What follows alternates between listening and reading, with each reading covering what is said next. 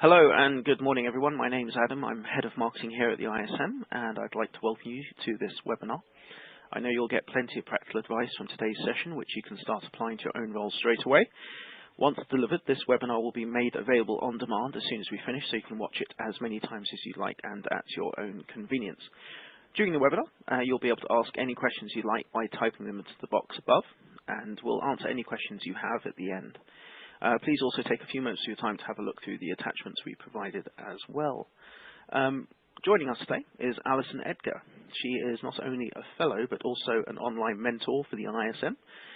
She teaches startups, micros, SMEs and sales teams how to improve their sales and grow their businesses, and after 25 years in blue chip sales, she's developed a simple but savvy model called the 4 Pillars of Sales. So far, it's helped hundreds of startups and SMEs flip their figures, increase their sales, and grow their margins. Alison will be the next voice you hear. This is the second part of a 3-parter webinar. It's a pleasure to be working with you again, Alison, and it's over to you. Oh, thank you so much, Adam. It is always an absolute pleasure to work with the ISM. Sales gets such a bad reputation from some people. It's really nice that we have an organisation that really keeps us all in check. So thank you everyone for dialing in. I know that there's still a few of you coming in as we go along. So as Adam mentioned, my company is Sales Coaching Solutions and I am also known as the Entrepreneur's Godmother.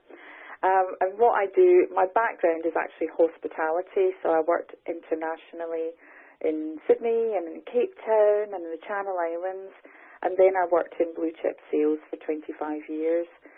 So the methodology that I came up with was actually based on what the top performers did.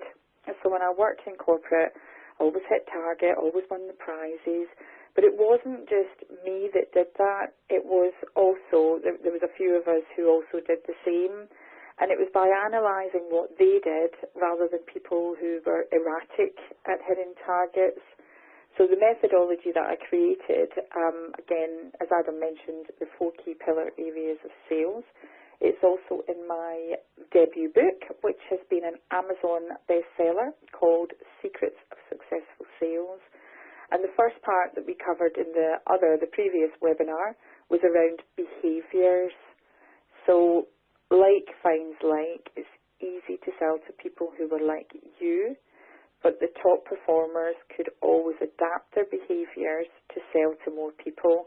So if you missed the original webinar on behaviours, my top tip is to listen to that one as well, because it will give you the pillar 1. The other pillar that we are covering today is sales process. And when I talk about process, I think about James Dyson. So hopefully most of you tuning in will know who James Dyson is. Of those of you who maybe don't know, he created the vacuum. We're not allowed to say the Hoover, it's the vacuum. And what happens with the vacuums, they go through a manufacturing process. And by going through the manufacturing process, most of the vacuums will come out ready for sale. They'll come out perfect. Some of them will not go through quality control. And I think this is the important thing about sales to think about, is sales is a process, but you will never sell to everyone. For various reasons, there will be people that aren't ready to buy, or maybe your product or service just isn't right for them. So again, by understanding and following process, you'll understand a little bit more. The other pillar, 2 pillars that we're going to talk about in the next webinar are the strategy, sales strategy, especially using social media. For me, again, I was voted one of the UK's top 10 business advisors. I've been to Downing Street to work with the government on small business issues. I've been to the Queen's Garden Party, and all that came from having a strong sales strategy. So we will cover that in our next webinar. But let's crack on with sales process. So if we look, again, we looked at the psychology of people and the interactions we have, but why do people buy? I mean, what's the buying motives that trigger people to buy? So if we look at cars, so usually I do this live and I get some feedback, so hopefully I'm not sounding a bit too waffly, but think about cars. What's the purpose of a car? Hopefully in your head you're thinking to get from A to B. So if it's to get from A to B, why do some people drive Jaguars or BMW or Mercedes? Because actually a lot of people will buy on prestige. If you think about supermarkets, then the prestige supermarket brands would be M&S, Marks and Spencer's or Waitrose. Again, if you're listening to this overseas, you will also have your premier brands. So again, I think when you look at what you're selling, it's really important to position where you are in the market. And, you know, you don't have to be a premier brand to sell. If we go back to supermarkets, and there has been some change in the last, I would say, 5 or 10 years regarding the marketing of things like Aldi and Lidl, but predominantly people would buy in those stores because they were cheaper. They would buy on price. So again, and there's nothing wrong with that. If you know, you can be, you know, low cost, high volume. For me, again, because I work with the startup market, I do courses from £45, but those are a high volume product. So again, there's nothing wrong with looking at where you position your costing. The other thing which is important here is if you think about supermarkets. So, you know, I challenge you to think about how often do you change your brand of fabric softener, washing up liquid, toilet rolls. So for most of us, we're not particularly brand loyal. So what we would do is we would go in and buy something that was on an offer. So buy one, get one free or 50% off or something like that. You would tend to buy in an offer. But again, if you look at, you would still potentially buy a prestige brand on an offer. But you also have other brands like Apple who don't ever do offers. They're so prestige that they won't do offers. But again, it's quite a luxurious position for everyone to be in. And I think, you know, we look at added value. So many people are really keen to give an offer and give a discount, but actually you can do something as an added value so you still keep your margin. The other thing you've got, again, if you think about ketchup, I'm thinking if you're all thinking about what brand of ketchup that you normally buy, most people will buy Heinz. And they don't think, they just go in and they take it off the shelf. Bonus, if it's on a discount or, you know, an offer, but they would buy it anyway. But what I'd like you to think, because, you know, price is something that people really, they discount too soon. And what they talk about, I watched a webinar the other day actually from a lady in Australia, and she was talking about salespeople selling products which are out with their pay grade. So it's the expectation. So for me, I used to work in an advertising background, and for example, if somebody wanted a whole page in a directory, the cost of that would maybe be £10,000. But by thinking that that was expensive as the salesperson, you were less likely to be able to pitch to that side because you think, oh, £10,000, they can't afford that. But you don't know until you follow process. What I would like you to think about is going back to supermarkets. So if you think about a single parent with 5 children, so there's not a lot of spare cash there, really. And if you think about orange-flavoured cakes, for example, Jaffa cakes. So if you look at Jaffa cakes would be the prestige brand in orange-flavour cakes. If it was on offer, buy one, get one free, you might buy 2 packets. And you would also then, if you really loved orange-flavoured cakes, you would just go in and take the Jaffa cakes off the shelf because that's your favourite. But Jaffa cakes aren't the cheapest. So if you have a think about the single parent that wants to give a treat to their children, what they would do is they would go to the bottom shelf and get their own brand. That's what I mean by buying on price. So the quality might not be great, but the price is low. Whereas if you combine prestige, offers and continuity, again, it gives you a better added value. But, so from my experience in sales, every single buyer will tell you that they are buying on price. What's the price? What's the price?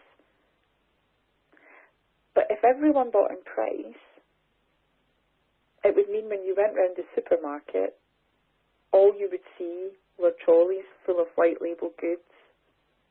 I ask you, how often have you seen a trolley full of white label goods? Very rare. Oh, but hang on, everyone buys on price. Don't let that fallacy hold you back. They don't buy on price.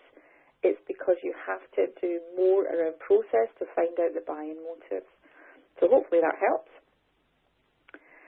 So if we look, I mean, ultimately people buy people. People buy people, and it's since time began.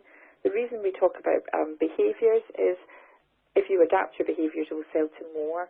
But ultimately, this, even when we look at the sales process here, one of my mantras is I genuinely believe when it's delivered correctly that sales and customer service is exactly the same thing. If the customer needs it, you found out what they need, whatever you sell is the match, job done. That's not a sale, that's just amazing customer service. But sometimes again, even before people make a connection, they lose the relationship with the customer, and it's been so interesting in LinkedIn over the last 2 days. Because I'm a big advocate of social selling. I believe that making a relationship will lead to stronger sales. So if you have a look at sort of steps 1 and 2 in the process, being organised and doing your research. Now what I've done is I've kind of lumped it together because I've condensed a whole day course into an hour really.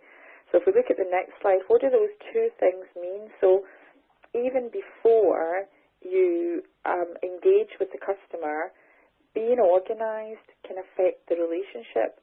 Again, I think this is where using social media, and especially LinkedIn or Twitter, you are organised. Like you can see what, you know what's going on with their world. You've done your research. You've seen that they've got mutual connections. They've seen that they've won awards. You can see that, like for me, I'm at the business show in London over the next 2 days. So just those extra nuggets just really, really help to build the relationship before you pick up the phone. I am so sick of hearing people going, is cold calling dead or alive? Is it dead or alive? To me, social media has trumped it. I mean, why would I take a call from somebody that doesn't know my name, somebody that doesn't know anything about my company, and just says, can I deal with the person that deals with your merchandising, or can I deal with the person? Well, no, you can't. I'm sorry, you should have done a bit more research. And I think if you compare sales now to 10 years ago, it's a lot easier to sell now. I think people's confidence is potentially a lot lower, but it's easier because we've got the golden keys at our touch. Whereas when it was days that, you would pick up Thompson's or Yellow Pages to do your prospecting, that we didn't have that detail. You didn't know who the decision maker was. So again, when I talk about being organised, for those of you in field sales, I mean, I go out with my clients on field accompaniments, and the number of times they don't have enough petrol in the car, they don't have the right directions, they haven't timed things, they're late for meetings. And, feeding that back to the last webinar, if you're a red and you're a task-focused extrovert and someone is even 2 minutes late, it's just disrespectful, and you're starting to lose the relationship already. Doing your research and competitor analysis and really finding out plenty about them, it's easy now. But I will throw in another caveat. I was working with a company a few years ago, and what they did, it was business-to-business sales, and the account managers were all telephone-based. And they weren't hitting target, and it was tricky to work out what the reason that why they weren't hitting target. So what I did was I had an analysis of the KPIs that they were using. had a look at, what the dial outs were, what the talk time was, so all the sort of traditional old methods. And I was literally shocked to pieces, because what happened was, when I did the analysis, I found that a full-time salesperson, account manager, was only on the phone for 38 minutes. And this wasn't colder calling, it wasn't account management, it was to cold prospects. And I thought, 38 minutes, and it wasn't just one day, that was an average of a week. And, again, another thing that hasn't changed, sales is a numbers game. The more you dial, the luckier you get. And I think the problem when I did the analysis of why the sales were so low, and I looked at the 38 minutes, he was spending about 40 minutes researching every customer. And we all know when we pick up the phone and ask to speak to John Smith, we're not always going to get through. And he wasn't documenting in the CRM what he had learned, and he had to do it again. So the top tip for this is no more than 5 minutes. You just want to know an overview. Have they won an award? Have you got a mutual connection? Have you got something that will really spark a conversation with them? And if you have, again, make sure you document it in the CRM, but don't spend all your time researching and not contacting people. So hopefully that helps. So the next one is the Wint Reduction, as we call it. So again, when you are contacting people, looking at prospecting or just any sort of conversation, we look at, most people will introduce themselves, who they are, where they're from and what it's about, but they forget the most important thing. So what I'm going to do is I'm hypothetically going to put you on the Titanic. Doo, doo, doo. It's about to sink. Doo, doo, doo. You're there with no family and no friends. Who's the first person you want to save? Now, I've never been in a flight or fear situation, touch wood, but I would imagine most people want to save themselves to get back to their own family and their own friends. So again, that's a bit like an introduction. We've always been somewhere and people will say, and I do this, and I do that, blah, blah, blah, talking about themselves. And literally, the prospect or the person they're speaking to just switches off. Now, I had an example of something that happened yesterday that was really good. So as I mentioned earlier, I am the keynote speaker and I'm sponsoring the main stage at the business show at Excel in London tomorrow, which is the 16th and 17th of May. Now, I got a call from someone who had obviously done their research, had a look at my website, saw that I did online courses, and saw that I was at the business show. So he picked up the phone, his name was Vic, he picked up the phone and said, "Hi, is that Alison?" "Yes, it is." "Hi, Alison, you're not expecting my call, but I see you're at the business show tomorrow, and I really wanted to catch up with you when I'm there because I've got a client in a similar industry to you, and we've had some fantastic results. So good, in fact, that launching one of their products, they had £180,000 in sales in 3 hours. And I think that's something that may or may not be relevant to you." Well, you can imagine that I'm keen to take the call from Vic. So, again, the timing's not great over the next 2 days because it's busy, but I really want to hear what Vic has got to say, because what's in it for me, I would love to, through marketing, traditionally, because that's not even sales, just that people go on the website and spend £180,000 in 3 hours. Why would you not? So again, see what he did there. He introduced himself, but his what's in it for me was strong enough that I would spark an interest. So really, we talk about the elevator pitch, the lift pitch. Think about yours, because it's really imperative.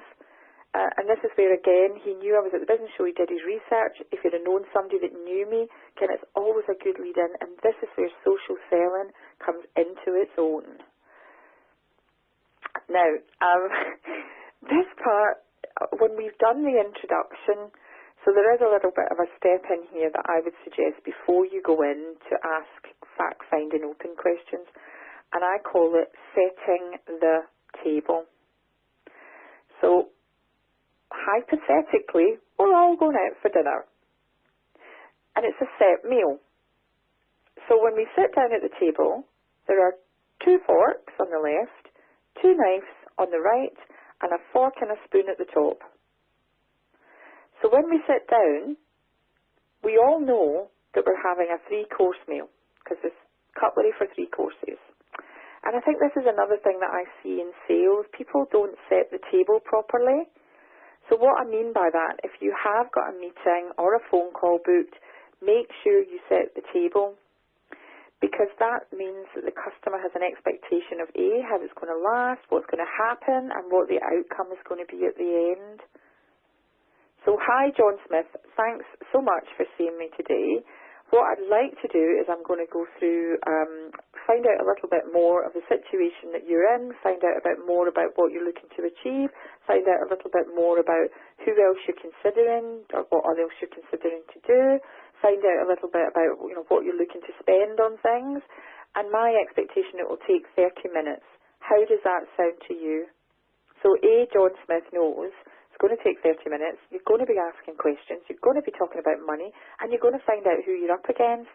So I think to get those setting the table things out really early is really important.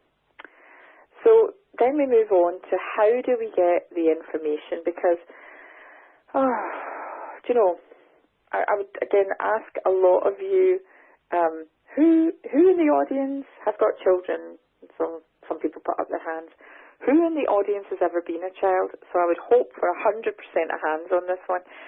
So if we think about 3-year-old children, or 2-year-old, 3-year-old children, what's the most common question they ask? And in your head you'll be saying, why?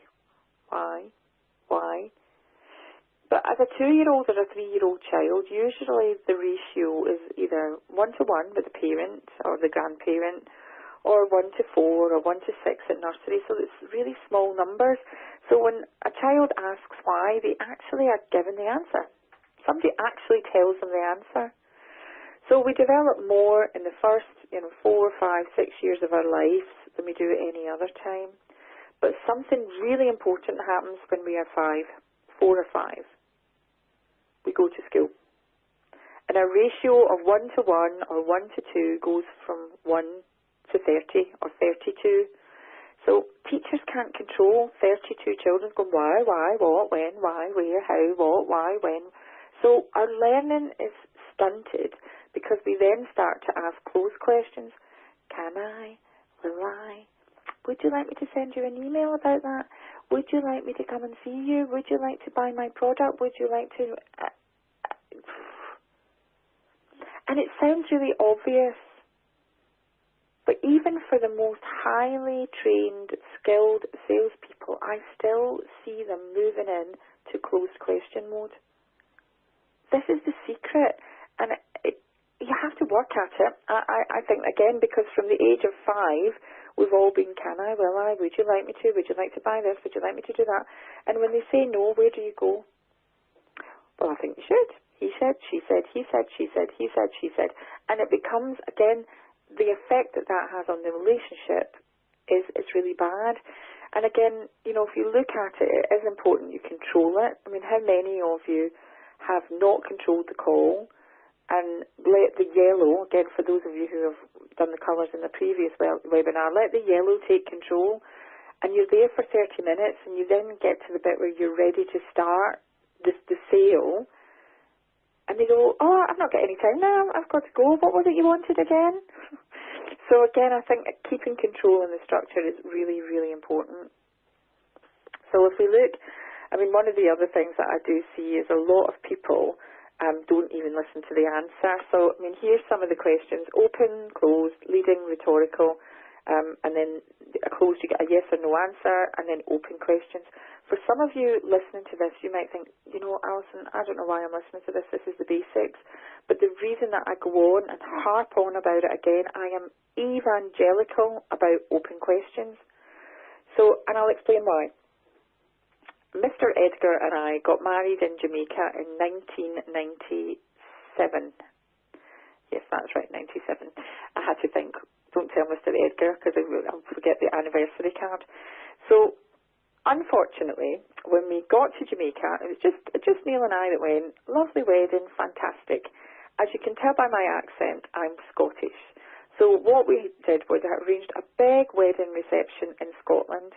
We had a steel band, we had the Hawaiian leis, you name it, we had it all going on. There was only one slight issue. On the flight, on the way out from Jamaica, we had to do an emergency brace position stop, which meant the plane wasn't fit to travel, which meant we missed our wedding reception. I say we missed it. We arrived at, I think it was 11 p.m, and for any of you who are Scottish or whoever have been to a Scottish wedding, whew, no one could remember that we were even there. So we wrote to British Airways to mention to them that we'd missed our wedding reception, and it was really sad, and our parents, Neil's parents. So as a result of this, what happened was they didn't reply. So I decided to pick up the phone to the CEO's office of British Airways. And again, I think, the moral of this part of the story is be bold. Find out the person's name and pick up the phone. The phone will never die. I got through to his PA and I told her the story. And she was almost crying. So, again, a lot of people would have handled this. She was almost crying because I was shouting at her, but I wasn't. From webinar 1, I adapted to green. So I explained how I felt, how everyone felt, and she was really feeling empathy for the situation. So she came back when she said she was going to come back the next day before 5 o'clock. Again, as a task-focused person, it's really important to set time deadlines. So when she came back, she said, okay, I've spoken to the CEO, we're going to give you some complimentary flights. So most people would go, oh, that's fantastic. For me, I moved into questioning mode. Oh, that's fantastic. Thank you so much. So just for clarity, where are the flights to? Oh, anywhere in the world. Oh, okay. So again, this is when you moved into closed questions because you really want confirmation. So anywhere in the world. That includes Australia. Again, you can hear the way my tone goes up. That includes Australia, so it's more of a rhetorical question.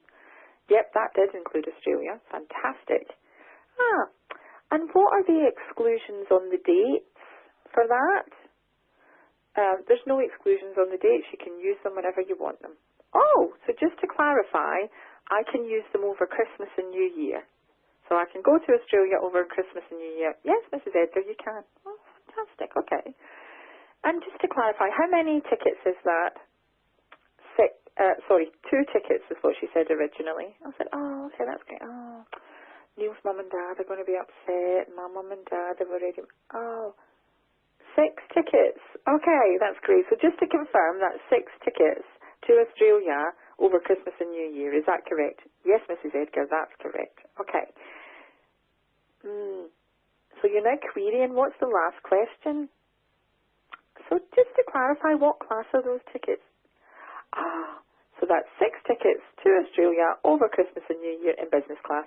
Boom. And that is why I am evangelical about open questions. Had I just asked, can I do this, can I do that, it just would not have been the same. So although that's me getting what I want, that's what sales is. It's negotiation to get a win-win situation. So again, the important thing with questioning technique is to listen to the answer. And that's so many times I hear people not probing in far enough. Okay, so let's double check that you've got a sales team of 5. What you find is that some people permanently hit, other people are a bit erratic in their sales. What you're looking for is for training to be able to have a consistency. What you're also looking for is somebody to be able to put KPIs in place and also be able to look for new social selling ways to improve sales so that you hit your 120% of target. Is that correct? So again, when you're asking those questions, you ask the close to clarify at the end. So again, for some of you, you may think, oh, I've already done this, I already know this, but I promise revisit it, because the number of times I see that people not using it is, if I had a penny, I'd have retired in my villa in the south of France. Get to the need. So again, this is where you've drawn the line, so this is what, what happens. So again, the other thing I do see, and especially in marketing, because I work with smaller businesses who sometimes don't know the difference between sales and marketing, and they talk about the features, but it is the old adage, features tell, benefits sell. What's in it for me? So the benefit, again, going back to Vic and his situation, so the benefit of the, again, I don't know that much about it because we've not had the meeting yet, but the benefit of the system that he sells to get that traffic would mean that they would look after all the user experience, they would look after the website, they would look after the marketing, so that would give me time to concentrate on other things that I would do in my business. So again, features tell, benefits sell. So again, I would revisit your emails that you send as well, because a lot of time people will just send features by email. It's always bringing it back to what's in it for them. And I think this is where it's important to get to the needs, because again, other people I see in sales, they'll just ream off. And again, let's look at car sales, for example. If the car salesman said, look, what's your 3 main things about the car that are important to you? Say you said the colour, say you said the alloy wheels, and say you said the miles per gallon. If the stereo system's not important, by talking about things that aren't important, if the wheels, the wheel size isn't important, don't talk about it. Find out what's important and then just match. And this is, again, where, really committing, get somebody to say, yeah, that's great, we're on the same page. Yeah, that's fine, my budget is this. And again, when it comes to money and budgets, a lot of people are quite canny. So this is where, you really need to know your margins, you really need to know your added values and be confident. Again, think about the pay grade. Just because it sounds like a lot of money to you does not mean that it's a lot of money to them. So again, summarising and committing, just make sure that everybody is on the same page. So coming back to setting the table, they all know what's going to come next. So asking for the order. Now, again, this is quite an interesting one, because a lot of times when we come to the asking for the order, this is the bit when I do a course, people say closing. Closing is their biggest fear. Closing is the biggest challenge. But the problem we've got, I love it when they do that, because I do a mini fist bump, because the reason they can't close is they haven't opened. What they're doing is they're not listening to the customer, they're not actually hearing what the needs are, they're not matching the product. So when it comes to asking for the order, and again I've got some examples here of how you ask, so the alternative close, would you like 10 or 20? The assumptive close, okay, I'll order for this month.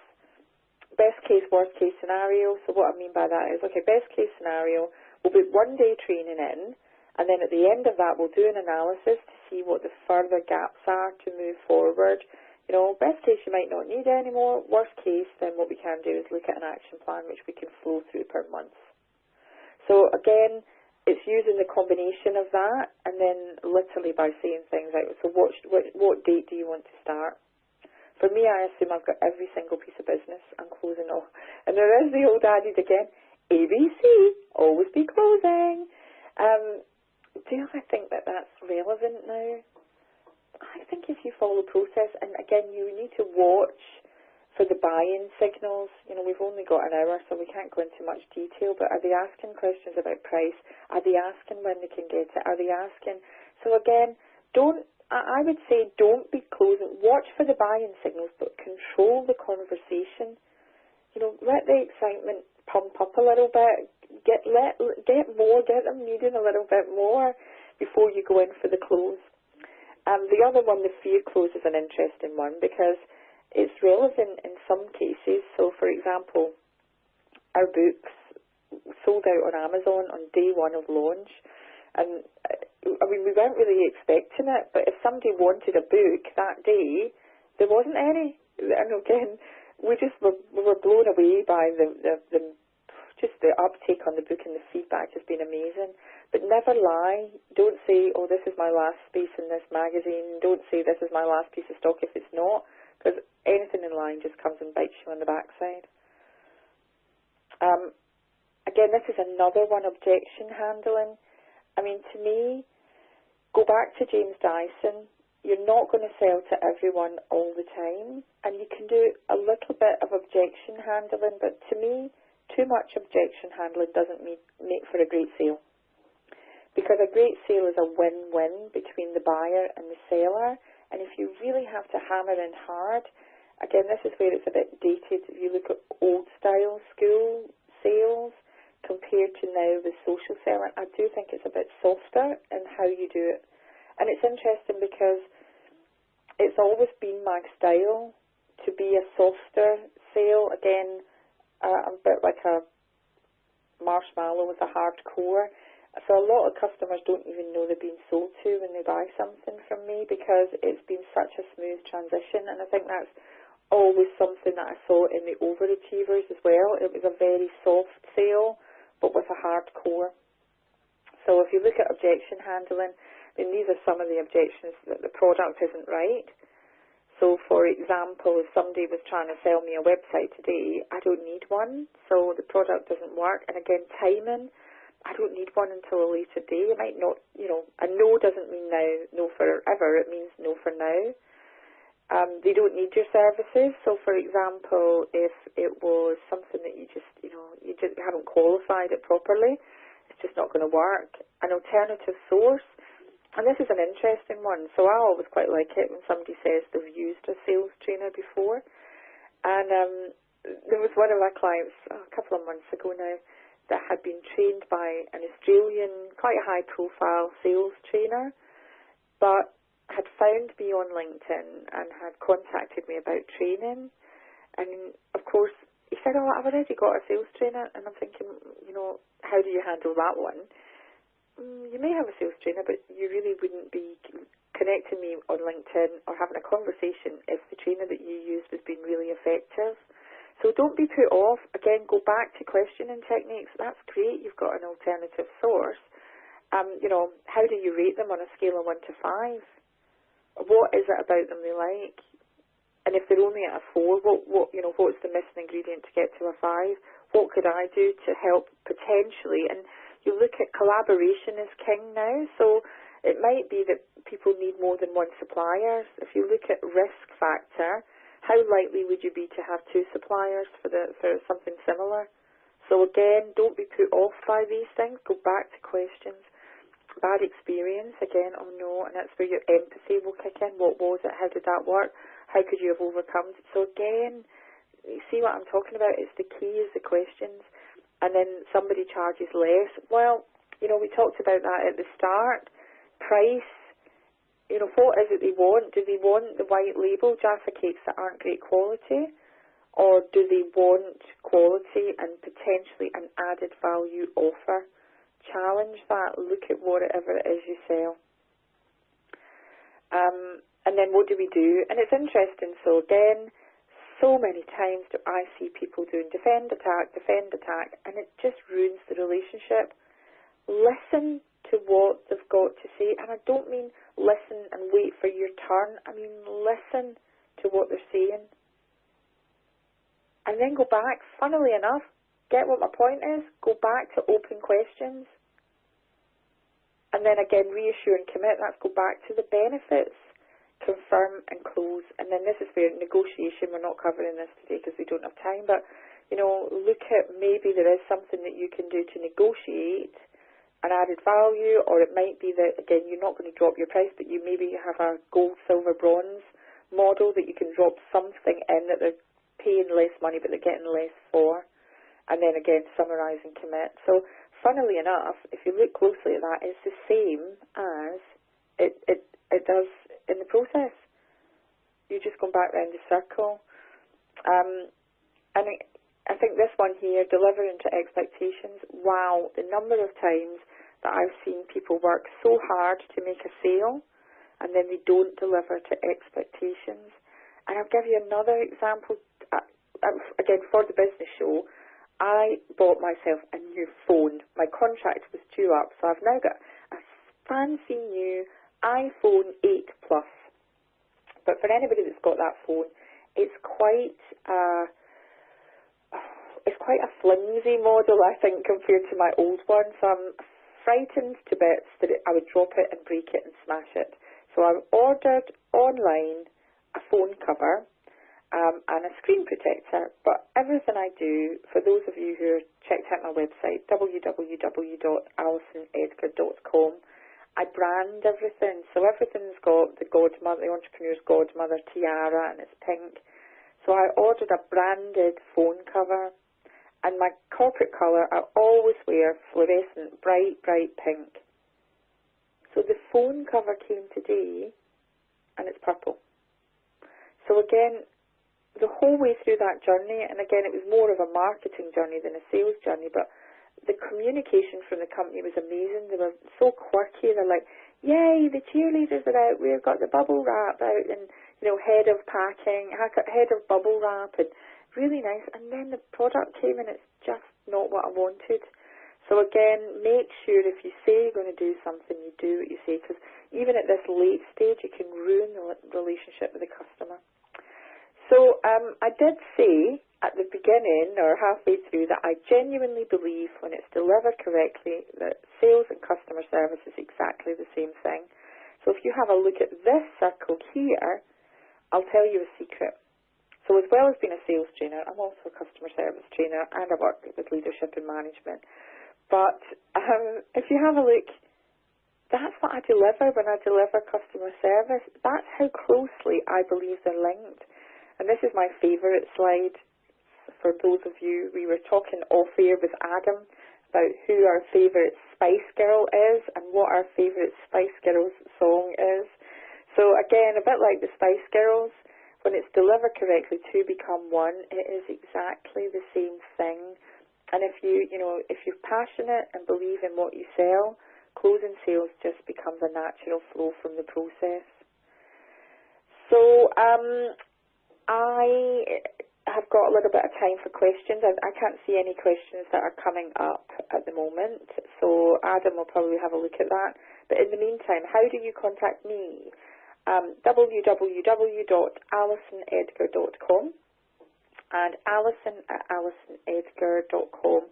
I'll also be back on the 29th of May at 11 a.m. for another short webinar on sales strategy, which will incorporate social selling and also confidence for sales.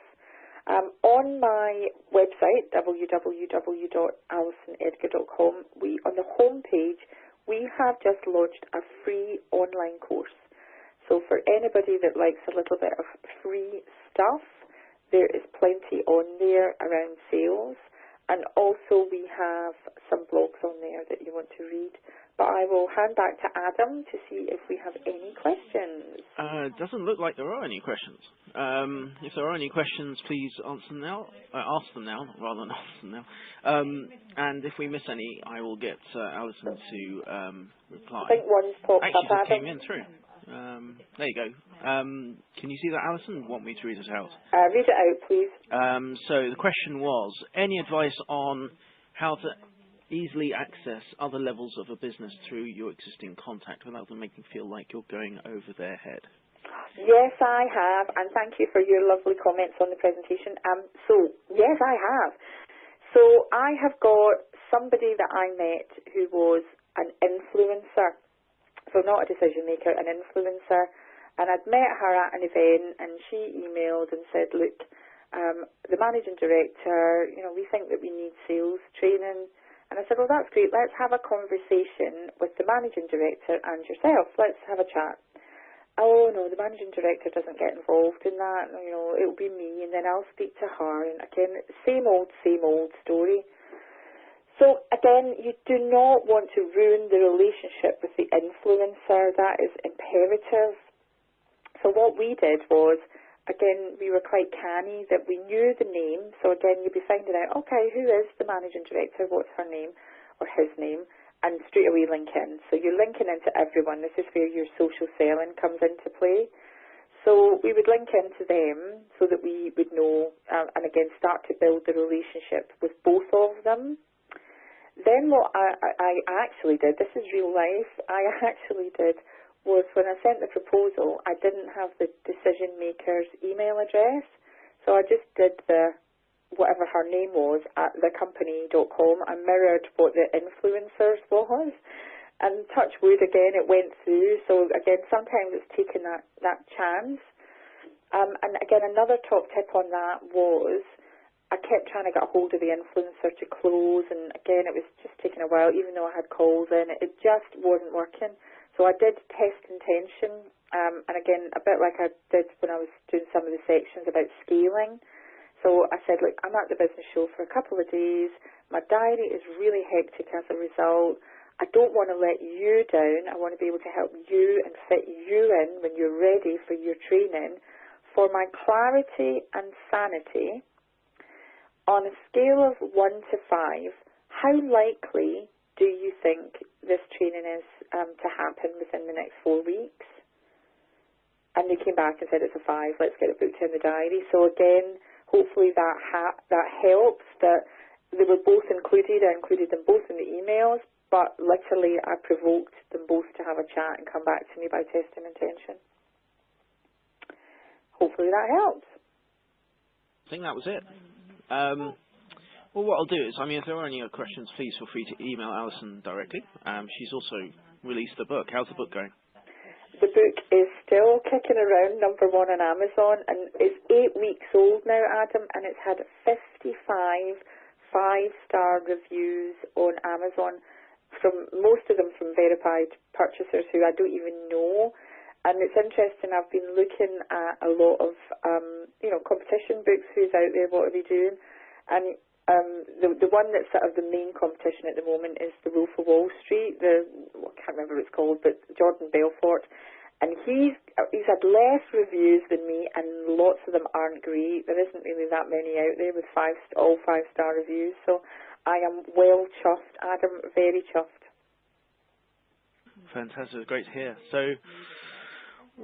there are no more questions. Every time I say this on other webinars, another question comes in. So what I'll do, though, is we'll end the webinar here. Alison, thank you very much for your time. Alison will be back. I was very tempted to put a Star Wars logo in there or something, but she will be back. Or is that? No, it's Terminator 2, isn't it? I'm getting the wrong movie. I'll be back. It's Arnold Schwarzenegger. No, it's not Schwarzenegger, not Blooming Strike. No, I'm thinking anyway, moving on. Alison, it's a pleasure as always. Always preparing this is always great fun to work with you, and she will be back on the 29th of May. So, guys, I hope you've enjoyed the webinar. It's a goodbye from me, Alison. And it's a goodbye from me, Adam. Have a great day. Fantastic. Thank you very much, everybody. Take care. Bye.